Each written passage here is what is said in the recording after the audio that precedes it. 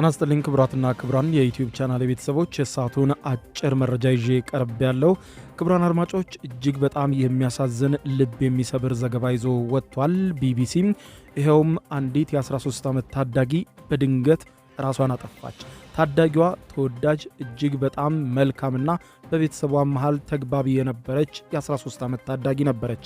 ታዲያ ታዳጊዋ የልደቷን ቀን ለማክበር ሳምንታት ሲቀሩ በድንገት በመኝታ ቤቷ ውስጥ ራሷን አጥፍታ ተገኝታለች። ይህቺ ታዳጊ ታሪክ ታዲያ በጣም አስደንጋጭ፣ አሳዛኝና በርካታ ነገሮችን የሚዳስስ በተለይም ሁላችንም በአሁኑ ሰዓት ልንጠይቀው የሚገባ ልጆች ያላችሁ እንዲሁም እህት ወንድሞች ያሏችሁ በሙሉ ጊዜ ወስዳችሁ ልታደምጡት የሚገባ ነው። የዚች ፊዮሬላ የተባለችው ታዳጊ 13 ዓመቷ ኢትዮጵያዊት ታሪክ ማለት ነው። ታሪኩን ለቢቢሲ ያጋራው ደግሞ አባቷ አቶ ነብዩ ነው። ምንድነው የተፈጠረው? ምን ተከሰተ? እነሆ በዝርዝር ታሪኩን ላስደምጣችሁ። ተወዳጇና ደስተኛዋ ልጅ እንዴት በራሷ ላይ ወሰነች? እንዴት ራሷን አጠፋች? ሲል በቲክቶክና በእኩዮቿ ጫኗ ራሷን በድንገት ያጠፋችውና ሞቷም ብዙዎችን ስላስደነገጠው ኢትዮጵያዊት ታዳጊ ቢቢሲ ሰፊ ዘገባ ይዞ ወጥቷል። ፊዮሬላ ነብዩ የ13 ዓመት ታዳጊ ነበረች በማለት ታሪኳን ማጋራት ይጀምራል ቢቢሲ። ጥር 4 ቀን ለምታከብረው ልደቷ ዝግጅቱ ተጠናቋል። አሜሪካ እንዲከበር ነበር የታቀደው። ልደቷን ከወንድሟና ከእህቶቿ ጋር ለማክበር ወደ ዩናይትድ ስቴትስ ለመጓዝ በዝግጅት ላይ ነበረች። የበረራ ትኬትም ተቆርጦ ተዘጋጅቷል። ነገር ግን አንድ አስደንጋጭ ነገር ሆነ። ልደቷ ሊከበር ሳምንታት ሲቀሩት ፊዮሬላ በድንገት ራሷን አጠፋች። አባቷ ነብዩ ሳሙኤል በእኔ በኩል ምንም ምልክት አላየውም ነበር ይላል ለቢቢሲ ጋዜጠኛ ሲያስረዳ። ይህ እየመጣ እንደሆነ ማንም የነገረኝ አልነበረም። ይህ የፊዮሬላ ታሪክ ነው። የፍቅር፣ የማይታይ ህመም፣ የጥቃትና እየጨመረ የመጣው ቀውስ ታሪክ ሲል ያስቀምጠዋል ቢቢሲ። ፊዮሬላ በወላጆቿ እንዲሁም በወንድምና በእህቶቿ በጣም የተወደደች ልጅ ነበረች። በተለይም ከአባቷ ጋር የተለየ ግንኙነት ነበራት። ከልጆቹ ጋር ጥሩ ጊዜ ማሳለፉን ነብዩ ደጋግሞ ይናገራል። ከፊዮሬላ ጋር ደግሞ ብዙ ጊዜ አብረው ያሳልፋሉ፣ ይጫወታሉ፣ ይስቃሉ። ወደ ተለያዩ ዓለም ሀገራትም አብረው ተጉዘዋል። ፊዮሬላ በበረራ ወቅት ሁልጊዜ ከጎኑ ትቀመጥ ነበር። ኮፓይለቴ፣ ረዳት አብራሪ ይላት ነበረ። ነብዩ እያስታወሰ ለቢቢሲ ጋዜጠኛ ሲናገር እርሷ ለነብዩ ልጁ ብቻ አልነበረችም፣ የቅርብ ጓደኛውም ነበረች። በቤትም ሆነ በትምህርት ቤት ፊዮሬላ በቀልዷ በብልሃቷና በራስ መተማመን ትታወቅ ነበረ። አስተማሪዎች ብሩህና ተወዳጅ እንደሆነች ይናገራሉ። በቀላሉ ከሁሉም ጋር የምትግባባም ነበረች። እንደ አባቷ ገለጻ ከሆነ ከዕድሜዋ በላይ የበሰለች ነበረች። ከዕድሜዋ በላይ ብልህ፣ ጥንቁቅ፣ ገንዘብ የማታባክን አዋቂና መካሪ ነበረች ይላል ሲያስረዳም።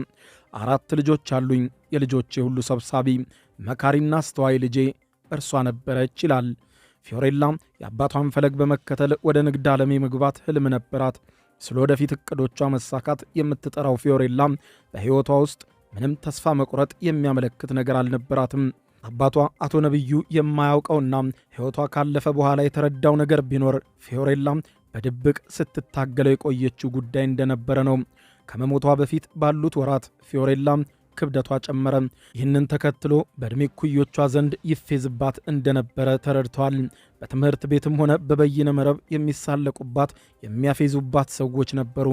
ጓደኞቿ በኋላ ላይ ለአባቷ እንደነገሩት ከሆነ ቲክቶክን የመሳሰሉ ማኅበራዊ ሚዲያዎችን ጨምሮ በአካልም ጭምር ፊዮሬላ በውፍረቷ ምክንያት የሚሳለቁባት እንደነበሩ ነገሩት።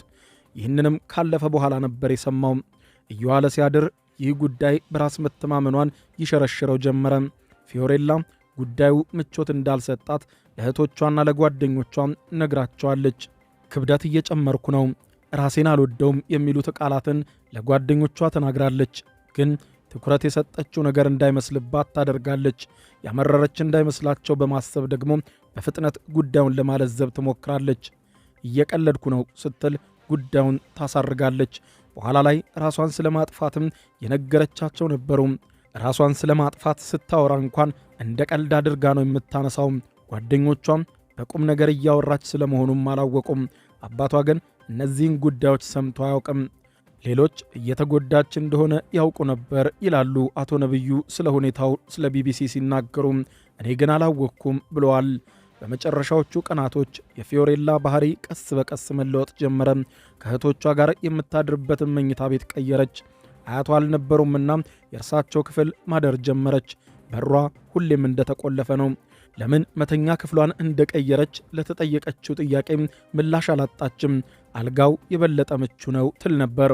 በሩንም ለምን ትቆልፊያለሽ ስትባል ሰው ቢገባስ ነበር መልሷ። የሚያስፈራም የሚያሳስብም ምላሽ አልነበረም። እንዲያውም ማንም የሚያስማማ አይነት መልስ ነበረ። በዚያ ምክንያት ራሷን ልታጠፋ ነው ብሎ የጠረጠረ አንዳችም ቤተ ዘመድ አልነበረም። የመጨረሻዎቹ ቀናቶች ለፊዮሬላም ለቤተሰቡም የተለመደው አይነት ነገር ነበር። በጠዋት አባቷ ጎልፍ ለመጫወት ሲወጣ ስማው በተለመደ ፈገግታዋ መልካም ቀን ብላው ተለያዩ። ለእራት የሚሆን ስቴክ እንዲሰራላትም ጠየቀችው። እንደፈለገችው ሆኖ ተዘጋጀላት።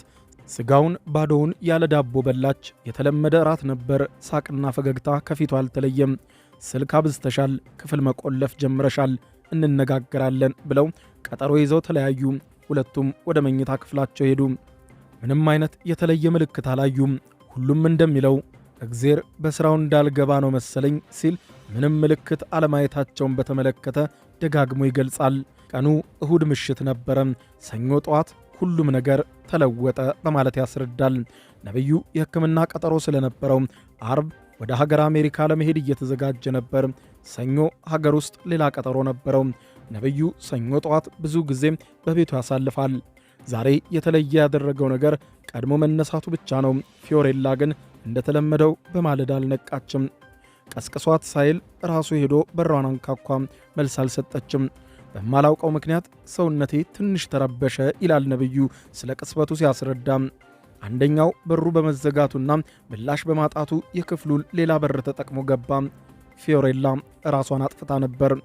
ተሰቅላ ነው ልጅ ያለፈችው ይላል ስለ ሁኔታው ሲያስረዳም።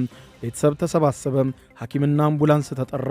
ፊዮሬላ ወደ ሆስፒታል ተወሰደች። ግን ዘግይተው ነበር። ፊዮሬላ 10 ደብዳቤዎች ጽፋ ነበር። ደብዳቤዎቹ ለወላጆቿ፣ ለእህትና ለወንድሞቿ እንዲሁም ለጓደኞቿ የተጻፉ ናቸው። በጥንቃቄ በተጻፉ ደብዳቤዎች ተጣጥፈው ከቴሌቪዥን አጠገብ ተቀምጠው ያገኘው አቶ ነብዩ ነው። አንዱ ለራሱ ለአባቷ የተጻፈ ነው። ለአባቷ የተጻፈው አጭር ማስታወሻ እንዲህ ይላል። አባቴም ሁሉንም ነገር ሰጥተህ አሳድገኸኛል። ደስተኛ ነበርኩ። በዚህ ምድር ላይ ያላየሁት ነገር የለም። ሁሉንም አይቻለሁ።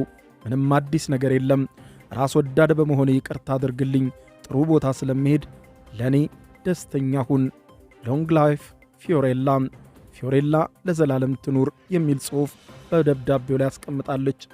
አባቷ ደብዳቤውን አንብቦ ሲጨርስ አንዴ ጥያቄ ይመላለስበት ጀመር። በብዙዎች የተወደደች ደስተኛ ልጅ እንዴት እንዲህ ልትወስን ቻለች የሚል። የስልኳን ፓስወርድ አስቀምጣ ነበር ያለፈችው። ከጓደኞቿ ጋር ስለ ጉዳዩ መነጋገሯን ከስልኳ ለማወቅ ይቻላል። አንድ ተማሪ ጋር ባደረገችው ንግግርም ተማሪዋ አያታድርጊ ብላ እርሷን ፈጣሪ ረድቷት ስታድን፣ ልጄ ግን ቆራጥና ደፋር ስለሆነች ወስኛለሁ፣ እዚህ ምድር ላይ ምንም አልፈልግም፣ ወደ ተሻለ ቦታ ነው የምሄደው ብላ እንደዚያው እንዳደረገች ነው አቶ ነብዩ ለቢቢሲ ጋዜጠኛ የነገሩት። የፊዮሬላ ህልፈተ ሕይወትን ተከትሎ ነብዩ በርካታ ተመሳሳይ ታሪኮችን መስማት ጀመሩ። ልጆች በአስራዎቹ ዕድሜ ውስጥ የሚገኙ ታዳጊዎችና ወጣቶች በተመሳሳይ ሕይወታቸውን እያጠፉ መሆኑ ተሰማ። ታዳጊ ልጆች በተለይም በአስራዎቹ ዕድሜ ውስጥ የሚገኙ ታዳጊዎችና ወጣቶች በተመሳሳይ ሕይወታቸው እያጠፉ መሆኑን በስፋት ተነገረ። ብዙዎች በአካላዊና በበይነ መረብ በሚደርስባቸው ማሸማቀቅ፣ ትንኮሳና ስላቅ ምክንያት ራሳቸውን አጥፍተዋል። በሁለት ወራት ውስጥ ቢያንስ 40 ልጆች ሞተዋል። ዕድሜያቸው ከ9 እስከ 20 ዓመት የሚሆናቸው ናቸው። ይህ የምናውቀው ነው። ይህ ቁጥር ምናልባትም ቢጠና ከዚህም በላይ ከፍ ሊል ይችላል በማለት ለቢቢሲ ጋዜጠኛ ያስረዳል።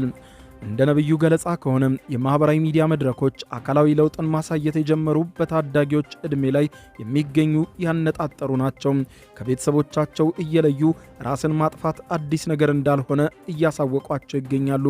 አብዛኞቹ ወላጆች ብዙውን ጊዜ ጉዳዩን አያውቁም። ትምህርት ቤቶች በቂ የምክር አገልግሎት አይሰጡም። ልጆችም በዝምታና በስቃይ ውስጥ እንዲያልፉ ምክንያት እየሆነ ነው ይላሉ። ልጆች ትንሽ ነገር ነው የሚበቃቸው የሚለው ነብዩ ስለ ልጁ ግን ምንም ነገር አላውቅም ይላል። ጉዳዩ ግን ከ2 ወር በፊት ጀምሮ ሲንከባለል የቆየ እንደሆነ ደርሶበታል። ያመረረች መስላ ከተናገረች በኋላ ወዲያው መልሳ ግን ፕራንክ ነው ወይም ቀልድ ነው የሚል ምላሽ እየሰጠችው ፊዮሬላ ጉዳዩን እያቀዛቀዘች ቆይታለች። ሳቅና ጨዋታ የምትወደው ፊዮሬላ ሁሉም ያምናታል። ሕይወቷ ከማለፉ ከጥቂት ቀናት በፊትም የፊዮሬላ ስልክ በጓደኛዋ እጅ ላይ ይገባል። ስልኩን ፈተሽ ስታደርግ ያየችውን ነገር ያላመነችው ጓደኛዋ እንዴት ስትል ትጠይቃለች። ቲክቶክ ላይ እኔ ወፍሬያለሁ፣ እኔ እያስጠላሁኝ ነው፣ ሰው ይቀልድብኛል የሚሉ መልእክቶችን ታከታትላለች። ፊዮሬላ ስልኬን እንዴት አየሽ በሚል ተቆጥታ ከጓደኛዋ ጋር ይጣላሉ። ጥላቸው የጓደኛዋ አባት ጋር ያደርጋሉ። ስልኳን ያለ ፈቃዷ ለምን ታያለሽ ያሉት አባት ይቅርታ ጠይቂያት ማለታቸውንም ለነብዩ ነግረውታል። ይቅርታ ጠየቀቻት። ጓደኛዋ ግን በይቅርታ ብቻ አላለፈችም። አንቺ ግን ይህንን ነገር አታደርጊም ስትላት አላደርግም አለቻት። ስትምል ማርያምን ነው የምትለው። ማርያምን ብላ 3 ስትምልላት ይህ ነገር ይሆናል ብላ ጓደኛዋ አላሰበችም። ጥሉ ተረስቶ ቅዳሜ ቅርጫት ኳስ አብረው ተጫወቱ። ከያቅጣጫው የሚነሳው ተጽዕኖ ቀላል አይደለም ይላል ነብዩ። በዚህ ጊዜ መሄድ ያለባቸው በዚህ ጊዜ ስትሄዱ የተሻለ ቦታ ነው የምትሄዱት፣ ቤተሰቦቻችሁም ከላይ ሆናችሁ ማየትና መጠባበቅ ትችላላችሁ ነው የሚሏቸው። ከቤተሰብ ለያይተው ነው ችግር ውስጥ የሚከቷቸው በማለት ገልጿል። የተወሰነ ድባቴ እንዳለባትና ትንሽ እንደምትረበሽ እህቶቿ ያውቁ ነበረ። ጉዳዩ አሳሳቢ አይደለም በሚልና ለነብዩ ጤንነት ለማሰብ ጉዳዩን ይዘውት ቆይተዋል። ትንሽ የሚያስጨንቅ ነገር እንጂ ይህ ይደርሳል የሚል ነገር አልነበረም። እነርሱም ትንሽ ውፍረቷ በመጨመሩ እንደምትጨናነቅ ነበር የሚያውቁት። አሁን ሲያስበው ምን አይነት ፌክ የውሸት ሳቅ እየሳቀች እንዳለች ይገርመኛል ይላል። አሁን ነው የገባኝ፣ አሁን ነው ሁሉም ነገር የመጣው። ቤት ውስጥ ምንም ምልክት አልነበረም ይላል።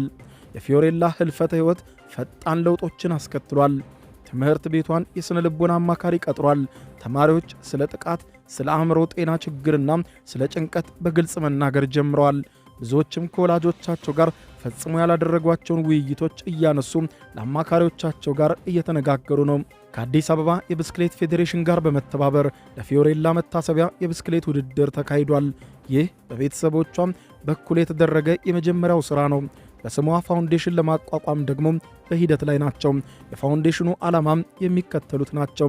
ስለ ጥቃትና ስለ በይነ መረብ ጥቃት ያለውን ግንዛቤ ማሳደግ፣ በትምህርት ቤቶች የምክክር አገልግሎት እንዲሰጥ ማድረግ፣ የወላጆችና አስተማሪዎች ቅድመ ጣልቃ ገብነትን ማሳደግ፣ ተቋማት ተጠያቂ ማድረግ የሚሉት ናቸው። የልጄን ታሪክ በመናገር አንድ ልጅ እንኳን ማዳን የሚችል ከሆነ ይላል አቶ ነብዩ ስለ ሁኔታው ሲገልጽ፣ ሕይወቷ አሁን ትርጉም ይኖረዋል። ፊዮሬላ ከልጅም በላይ ነበረች። እህት፣ ጎበዝ ተማሪ፣ ዕቅድ፣ ሕልምና የወደፊት ግብ የነበራት ልጅ። የፊዮሬላ ታሪክ ሕመም ሁልጊዜ የሚታይ እንዲሁም የሚዳሰስ እንዳልሆነና ዝምታ ገዳይ ሊሆን እንደሚችል የሚያስታውስ ነው። ጥቃት በተለይም ከማኅበራዊ ሚዲያ ጫና ጋር ሲጣመር በቁም ነገር መታየት እንዳለበት ባለሙያዎች አጽንኦት ይሰጣሉ። የባህሪ ለውጦች ሲኖሩ የሁሉም ትኩረት ሊሰጣቸው ይገባል። የስልክ አጠቃቀም ከመጀመሪያ ጀምሮ መቆጣጠር ያስፈልጋል። ወላጆች ልጆቻቸውን ማወቅ አለባቸው። ጓደኞቻቸውን ማወቅ አለባቸው። የልጆቻቸውን ጓደኞች፣ ቤተሰቦች ጓደኛ ማድረግ አለባቸው። በትምህርት ቤቶች ካውንስለሮችም የሥነ ልቦና አማካሪዎችም መኖር አለባቸው። ነገሮችን ማለፍ የለባቸውም። ቤተሰቦች ተሳታፊ መሆንና መጠየቅ አለባቸው ይላል ነብዩ። አደርገዋለሁ አያታደርጊውም እየተባባሉ እኔ አባቷ ብቻ ነበርኩ የማላውቀው፣ ይህንን ግን ካለፈ በኋላ ነው የሰማሁት ሲልም የራሱን ተሞክሮ ይገልጻል። ከልጆቹ ጋር ጥሩ ጊዜ ማሳለፉን የሚናገረው ነብዩ ፊዮሬላ ደግሞ 13 ዓመት እንደ ሸንኮራ መጥጫታለሁ ብዬ አስባለሁ ይላል። የፊዮሬላን ታሪክ ለመናገር የሚከብድ ቢሆንም ፋውንዴሽኗ ሌላ ተመሳሳይ ታሪክ በተመሳሳይ መንገድ እንዳይደገም መሠረት እንደሚሆን ቤተሰቦቿ በተስፋ ይናገራሉ። ቀጣዩ ግብ ለሌሎች በመኖር ሕይወቷ ትርጉም እንዲኖረው ማድረግ ነው በማለት ቤተሰቦቿም ወስነዋል።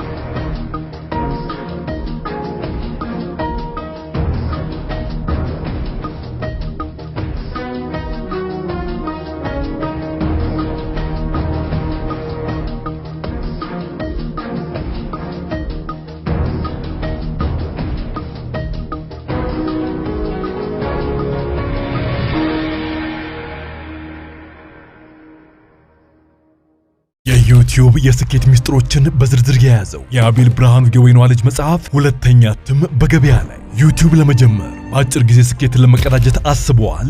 ዩቲዩብ ብጀምር ስንት ብር አገኘሁም ብሎ አስበዋል? እንግዲያውስ በዩቲዩብ 2 የወርቅ 3 የብር ሽልማቶችን ያገኘው የአቤል ብርሃኑ የወይኗ ልጅ የዩቲዩብ ሚስጥሮች መጽሐፍ በዝርዝር ሁሉንም ያብራራሉታል። ዛሬውኑ ገዝተው ህልሞን እውን የሚያደርጉበትን የዩቲዩብ የስኬት መንገድ ይጀምሩ። በሀገር ቤት አከፋፋይ አዲስ አበባ ሜክሲኮ ኮሜርስ መጽሐፍት መደብር። በውጭ ሀገራት ለምትገኙ ከአማዞን ላይ ብታዙ በቀናት ውስጥ ደጁ ይደርሳል። የአማዞን ሊንኩን እዚህ ቪዲዮ ኮሜንት ላይ ያገኙታል። የዩቲዩብ ሚስጥሮች፣ ዘመኑ ጋር ተፈላጊ መጽሐፍ።